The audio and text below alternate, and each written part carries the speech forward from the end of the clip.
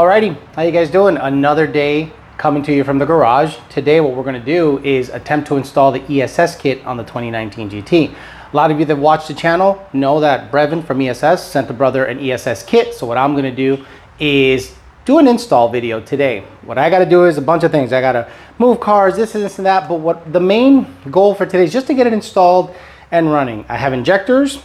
I have the tune ready to go. I pretty much have everything ready to go. So I'm not going to give you a step-to-step how-to. Their instructions are pretty darn clear. So it's not really my intent to do all that. All right, let's get some stuff moved around. Get the white car in here. Start partying.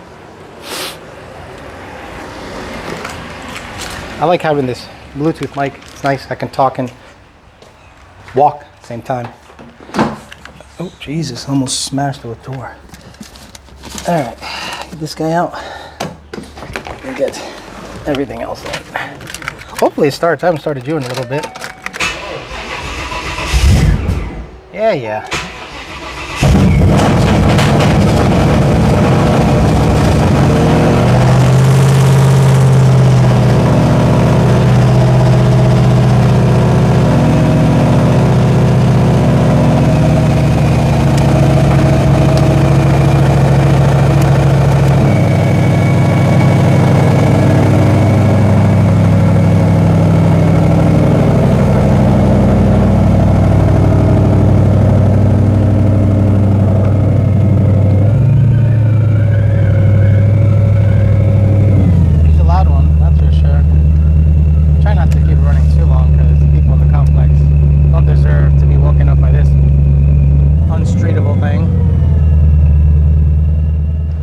All right, let's go get the white car and see if this thing gets stolen. Might get stolen. Kind of funny if it got stolen. The whole thing is to get the shot, you know what I'm saying? This shot. Hey, the phone's still there. It didn't get stolen.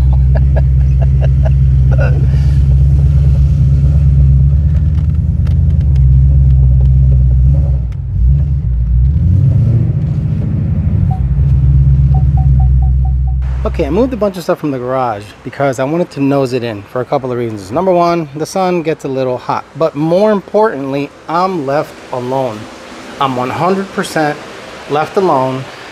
If you are gonna come in here and talk to me, we're gonna have problems because that means you have to actually come in to talk to me. So the main reason I do this is to be left alone and to be away from the sun. So this is the setup. Got the fan going, got the tools, got a light so that I can actually see what's going on.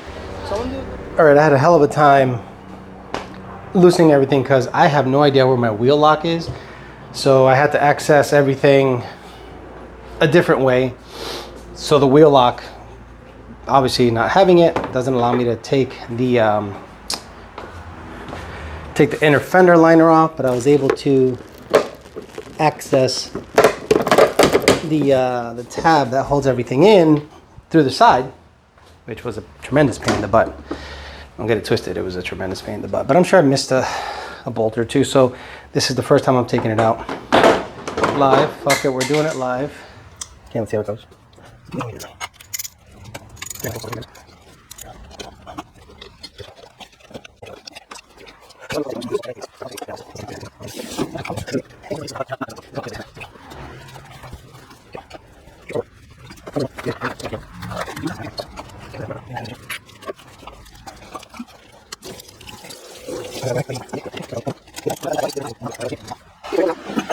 Basically clock it to 90 degrees.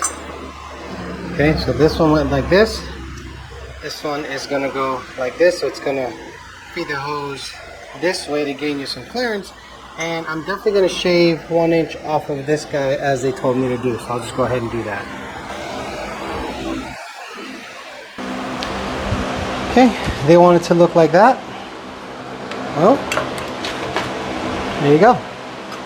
So hopefully that gives you a semi-accurate representation of what it all needs to look like. So let's go to the next step. Okay, then it says to mount the base bracket to the engine utilizing the timing cover bolt locations above the alternator that were previously removed. Tighten the bolts with a 6mm Allen wrench.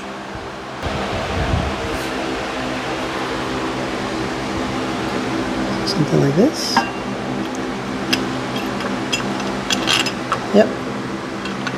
Very good.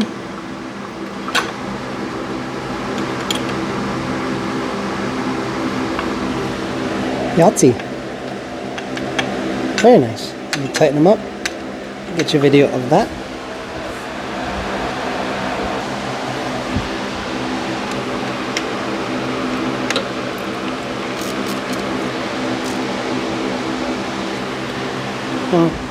One more. Tink. Keeps rotating. Hey, it keeps getting looser. We've all had that happen. There you go. That's what it looks like. This was for me cleansing stuff for the turbo stuff. So I'm going to tuck this back to where it should be, the brake lines. But there you go. That's what it looks like after you follow the instructions. Okay, according to the instructions, you're going to have to clearance a little spot for Gen 3 cars right here. So if you see this bolt, count 1, 2, and then the next one. See this bolt? 1, 2. So right around here, I'm going to have to clearance it. 1, 2. Yeah, exactly. So I'm going to just take this top off with the Dremel. I do have a Dremel tool. Just zap, zap. And that's to clearance for the idler on their bracket. So the one you have to get rid of is this one. But I'm going to zap both of these guys because, I don't know, I just usually, based on the photo, not that it's super close, but I want to make sure that it's not super close.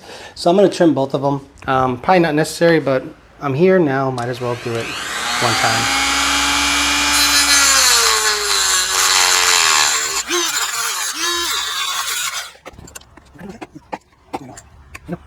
Should be good. So what's next in the instructions? Told me to take the top thermostat bolt off. I already did that.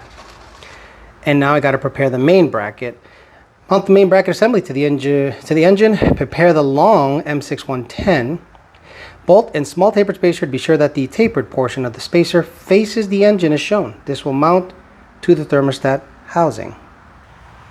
So this guy goes up here. Then we have 2 more bolts that attach to the other bracket that I installed.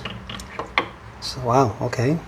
And looks like they got clearance properly. Let me get the spacer on there properly. Got the spacer, like the one they were talking about, facing the engine because it's going to go here supposedly. But I want to make sure I'm doing this right, so do a little bit of a dry run. Oh, there you go. Boy, very, very nice. Okay, tight. Got a little Loctite on there. A little dab of the blue stuff.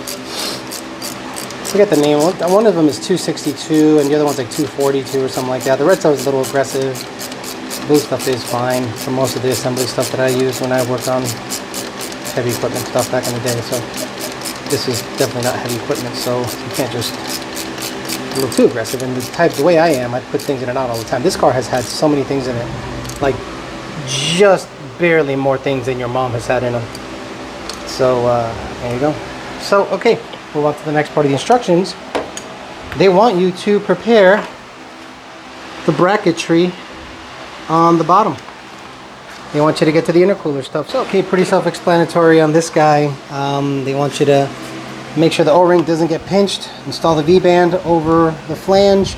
Make sure that this is accessible in the future. So since this guy I think is facing to the right, if I'm not mistaken, I'm going to see if I can put it straight up or something in case I need to get access to it or something like that. But we'll see once it's in the car, the orientation. But just cinch that up, not too tight, and then follow the instructions going forward. So we'll see what the next step is. It looks right to me, according to the photo. It looks right. And it also wants you to lay out the piping. So if you were looking from the top down, that's what it would look like. So I like that they illustrate that. But let's get this guy mounted, start laying some pipe. I always hate it when people roll up. I always wonder who the fuck that is.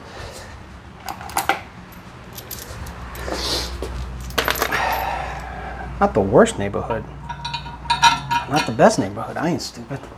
Kidding me?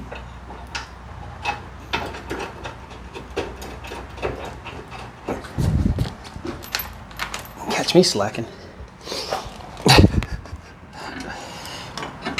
Okay, so it's slotted here. So I might need to come over just a hair, so let's see. Alrighty, looking pretty good. Definitely have to clock the little blow-off valve situation there. down there. So I'll clock that guy. The little fitting has to be clocked a little bit, but all in all, it looks pretty good. I'm about, without videoing, probably 2 hours into this whole thing. Without videoing. That's the thing, I gotta stop, edit, on the fly, all that stuff. So, sorry about the wind noise, but I'm trying to do 15 things at once. So, okay, let's keep chugging. Let's put the pipes on. Okay, so from what I can tell, this guy is this guy. See how it's a little longer here than up here? Just slightly. Well, I'm thinking this guy is that guy because it's that. So we're going to start snaking that in because that's what they tell you to do in the illustration. Start telling you to snake some stuff around. Now, a lot of people have told me that there is some trimming that has to happen on Gen 3s, specifically maybe in this area. So we'll see if that's true. We'll see if my car needs a little trimming. Okay, got the passenger side on. If I had one criticism, it would be that these clamps would be a slightly bigger or a longer stud on this T-bolt clamp because it was kind of a pain in the butt to slide it in. I tried a couple of different methods of keeping the clamp off and then sliding the clamp over the silicone. That didn't work. And then I tried putting that guy on silicone. That it doesn't work. There's not that much clearance when it comes to the AC stuff. See what I mean? Like they really had to make everything on the tight side, but it ended up clearancing nicely. Nothing's rubbing or touching. So what I did finally was put the clamp on the hose and then I hit it really hard with my sponsorship right here. I pushed it really hard from this way while it was on and it slid into place, and then I tightened up the T-bolt. Because a lot of people say, Alex, why don't you just hit it with your sponsorship because you don't do any work? Well, here it is. I hit it with my sponsorship and it went right on. Thanks for the advice. Okay, so the problems you're going to have is probably cinching these guys in there because they're a little tight. A little soap and water might help you guys, but also it's really tight to the back in the condenser. So it's just going to drag a little bit on the install, but again, it's just a little elbow grease, for lack of a better word. I'm not going to video that. I'm just going to give you the final results just like I got on that side, get it on this side, then work in the engine bay. Okay, got this guy on. Goes through there. Comes out up top. Bracket. I got to move that sucker. That guy goes to here. MAF. This is going to go something along this line, so I'm going to have to move potentially some stuff, but we'll see how everything lines up in the engine bay. Okay, MAF sensor from the PMAS 120 fender well intake. Badass unit. I'm not going to give it away. I'm going to keep it because I have a feeling this won't be my last S550. So, as always, a mass airflow sensor has to have this little gasket. See that little rubber piece, guys? Some of you like forget to put it on sometimes, and that's an issue. And that's where it samples air from. Right here, that's where it samples air from. Right there. So a lot of you guys, better focus again. He doesn't want to focus. So a lot of you guys put this on the wrong way. You guys end up putting it, this is the airflow side. It has to sample from there. So if the air is coming from left to right, then up in the throttle body, well, it has to sample air that way, not this way. There's nothing here. It's closed off. It's open here. So, ta-da! That's how it goes on. So the charge piping is pretty self-explanatory. So now what I want to do is find the MAF extension harness, plug that in, route it in such a way that it's pretty nice. Looks to be a long length, so I'm going to try to find it, put it on, but everything looks to be pretty honky-dory besides the head unit. Everything's installed, intercooler's installed, brackets, charge pipe, inlet out. So now we probably are going to get the blower, belt, inlet. I sent the little lady to get me NGK 6510s. And I have some injectors to put in, and I'll talk to you about the injectors I'm going to put in. Okay, MAF extension, got it here, and it's tucked up there. And then I ran it there with a little zip tie. Just kind of leave it there. Hopefully it doesn't disturb too much, but it seems to be perfect length. So let's see about the head unit now. And according to this, that's the next step. Now it's time to install the supercharger head unit. Use the 4-bolt supply to carefully place the supercharger into position in the main bracket. Tighten the bolts using a 5/16 Allen wrench. Okay, so head unit's on. I'm almost done. It's literally belt and pulley and figure out where to mount this guy, which is the overflow or degas, whatever you want to call it. I mean, so far I'm probably 4 hours in if I didn't have to film or video and edit and eat, but extremely simple install. I'm saying ridiculously easy install. Let's see how the belt is. Let's see how everything goes.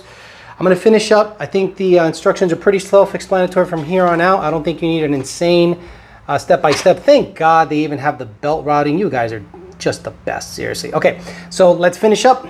Get the tune on it. Get it started. Get it warmed up. Make sure the belt's not walking weird places. And we'll finish up the video. And then eventually we'll do some 60 to 130 or dyno stuff. Yeah, the dyno stuff is back into play. And I'll tell you which injectors I'm going to put in it. So what I'll be doing for testing's sake, because might as well give this kit the full rundown once I'm ready to tune it on the dyno or on the street. I'm going to start with the 120 millimeter pulley. That seems to be the more popular one for pump gas applications, 120 belt. Then I'll move down to the 110 millimeter pulley, either on the dyno. Try to do everything on the same day, along with the proper belt. And then finally finish it up with a 105 millimeter pulley and the 105 belt. So now that I have all the hardware here, let me get the 120 on, get the car started, make sure the pulley's happy, and see if we could wrap up this video. Looking good. Belt routing was actually not terrible. Again, I apologize for the fan, but the microphone here should pick up most of it. So very, very simple. I'm very happy about how everything went. So I'm going to go over every single nut and bolt, and then I'm going to install their cold air. Then I'm going to install the supercharger oil, and then let's talk about the injector. So I had FIC 1440s in this car for a very long time with the Vortec kit, and every once in a while I would experience a hard start issue. I don't think it was the injectors, but I have seen some customers have a hot restart issue. Many of them that had like an FIC 1000H. Now this is a 1440, and the car in terms of drivability wasn't phenomenal. So I'm not gonna put these on this car. I'm gonna put these in the truck. These are 1440s. The truck is gonna have a fuel system, and it's gonna live on E85, and it's speed density. So I think it's more forgiving for fueling than a MAF equipped car is. So for this car in particular, I'm gonna install some ID 1050Xs. The 1050Xs, based on my experience tuning these cars for 8 hours a day, for over 5 years, this is one of the better under 800 horsepower, maybe under, let's say, 1,000 horsepower injectors out there. Drivability's on point. The tuning, you know the deal with the IDs. I don't have to explain the tuning pros and cons of ID stuff. So I splurged. I went to PBH, Power by the Hour. I said, Jake, order me up, and I paid him money to get me some ID 1050Xs because I want to try them myself. I don't want to get them from another company and then feel some type of way. Now, yes, these were given to me, but I'm going to use them on the truck. They did great. I beat Jake's truck with these. It performed really well, but these guys, I think, are going to be better suited for my application in the truck. So I'm going to get these FIC 1440s cleaned up at Havoc Speed, which are local to me. Then I'm going to install 1050Xs in the car, get the blower oil in it, start it. I couldn't find spark plugs local, so I'm going to wait till Monday, get some spark plugs from Jake, and then if I can find the spark plugs from Jake, I'll see if I can dyno it the same day, just on pump gas. Make a complete pump gas only video, and make sure I do all my due diligence with the 120 millimeter pulley, their cold air, 1050Xs with regular pump gas like 99% of you guys would do. So let me get the 1050s on, oil in it, a tune uploaded, and we'll see how everything goes. Okay, looks like it's buttoned up for the most part. I'm going to clean up some wiring, so I have to mount the overflow here. Kind of a decent spot, but I don't have another way of holding it from hinging, so I'll figure that out. That's good. It's full of fluid. So the boost reference line, I'm going to redo. I'm going to probably put a 90 here eventually, but I wanted to show you guys, a lot of you guys use the check valve, the factory check valve that's here, and I'm one of those guys that like a dedicated 100%, nothing else is happening in this boost line when it comes to referencing the blow-off valve, because that determines how much boost is going to get into your actual engine. So for now, once I put a 90 in it, find some better hardware. The stuff they had was fine, but I eliminated the check valve stuff back when I had the Vortec. So now it's time to put the tune on the car, give it a start, see how it goes. Well, I hope everything goes well. I think I was able to get everything buttoned up, but you know, as always, anything can happen. So I'm gonna go ahead and give it a start. Tune is loaded, just finished flashing. I just hope nothing goes flying, but If it does, catch it on camera. That's number one rule. Catch everything on camera. Like if the car exploded, I'd get more views, which is hilarious because I don't want that, like at all. Okay. Gotta wait 10 seconds before I kick the starter on. I mean, I'll know right away something's fucked. Like it'll immediately make a bunch of weird noises. I'm hoping not though. I'm hoping everything just hunky dory. I'm gonna log while I'm at it. Data logging key on. Normal. So I'm gonna data log in case anything goes wrong. I catch it. And here we go.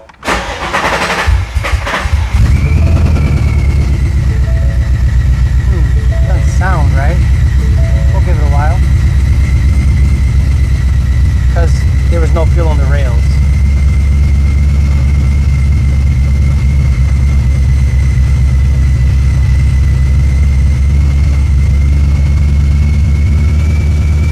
Oh, fuel trims are coming back, so there we go. Okay, fuel trims are a little fat, which is normal. I gotta admit, this thing sounds really good. So I'm gonna do the idle and slow rev logs. And I just want you to hear it because it does sound good. So far so good, no leaks. So what we do is we do slow revs to determine the MAF curve consistency. It's trimming literally within 2%. That's why I love this kit. It tunes just like a Vortec. 2,000 RPM hold. Fuel trims are about 4% rich. 1500 RPM hold, I just bypass. I tell people don't even worry about the 1500. Okay, let's go to 3000.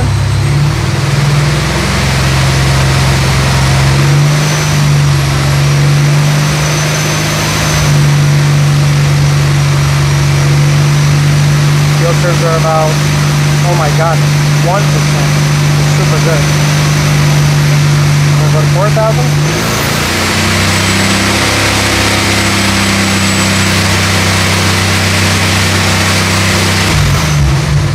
Wow, beautiful. Tuning absolutely perfect.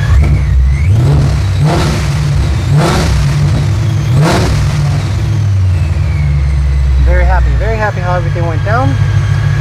Keep the data log going.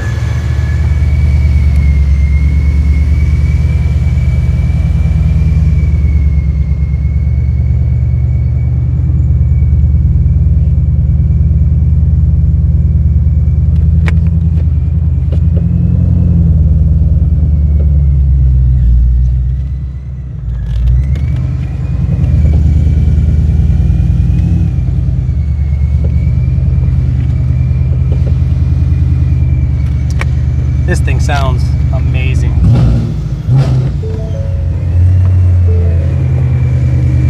Well, there you guys have it. Was able to install the whole thing in a day, basically, for lack of a better word. Started at around 11. It is now close to, what, 8 o'clock. I did a lot of finagling to get everything right. I had to remount the coolant reservoir. I had to replumb the coolant stuff, so that took a little bit of finagling, but at the end of the day, guys, you could do this no problem. Just listen to that. I know you guys like a healthy sounding car, and this car to me has been through so many changes. It's been through a Vortec, it's been through an NA a couple of times, and now it's with an ESS that I 100% put together using their kit, and their kit's amazing because it took me, some nobody, about 4 full hours, and then a lot of finagling, lunch, all that stuff to get it all squared away. But I hope you guys enjoyed the video. I really wanted to make sure that I thank the right people when it comes to this video. I want to thank Brevin, number one, Brevin, the owner of ESS. I want to thank Lund Racing for allowing me to talk some shit and get away with it. You guys, the members, and all of the sponsors that allow me to buy this stuff and bring you guys content. I now have basically a huge inventory of content from the Mustang GT500, the truck and the ZR1. So hopefully you guys stay tuned and hang out with me for a little bit while we get you guys some content. Thanks for listening, guys. Talk to you guys later.